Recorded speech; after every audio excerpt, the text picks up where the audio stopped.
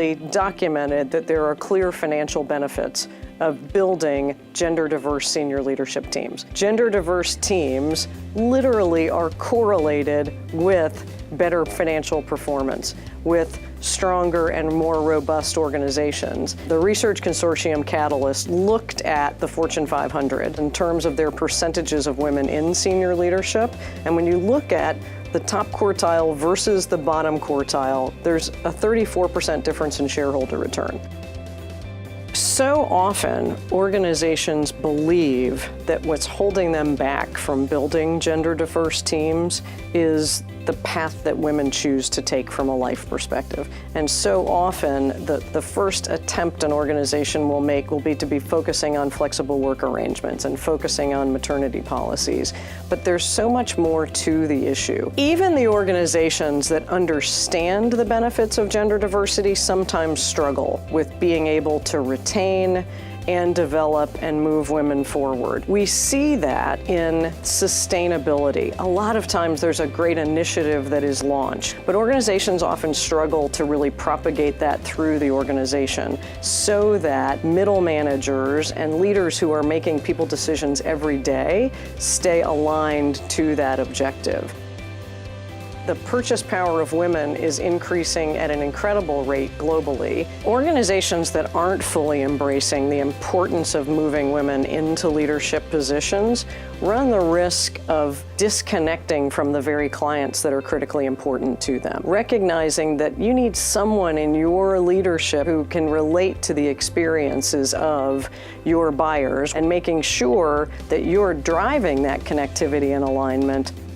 Another core reason this is critically important is 58% of college graduates in the United States today are women. Having access to this great talent pool is critically important. They're entering the workforce wanting to see role models for their own growth and success moving forward. Real success often comes from a contemplative integration of all of your talent initiatives through the lens of gender, and recognizing that when you think of your succession plans, are you integrating a gender component into that? When you lead talent review, is there a guidance around how gender works into talent review?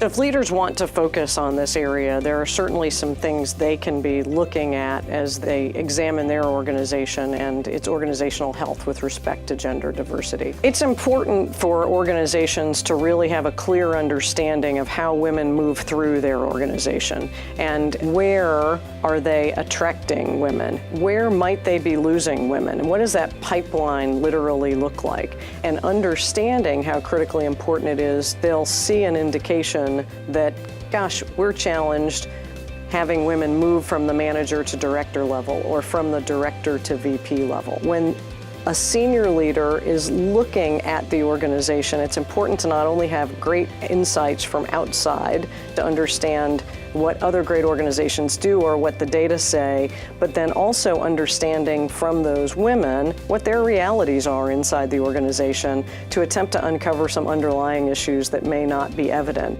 There are a lot of things organizations can do, and it really covers a range from simple grassroots initiatives to more detailed intentional plans. So just creating an environment where women can come together is a great start. Certainly addressing the issue vocally. Senior leaders claiming that this is an area that is a business imperative, that in and of itself is a critical step in the process. And really positioning the focus on gender diversity as a core element of the business because we want to be connected to our client base and have access to great talent and be able to enjoy the financial benefits. On top of that, beginning to really thoughtfully develop women and think about opportunities to highlight the successes of women and to pour into those women through mentoring, through access to developmental programming, through great rotational assignments that give women exposure to roles in managing P&L, roles in thinking and acting cross-functionally.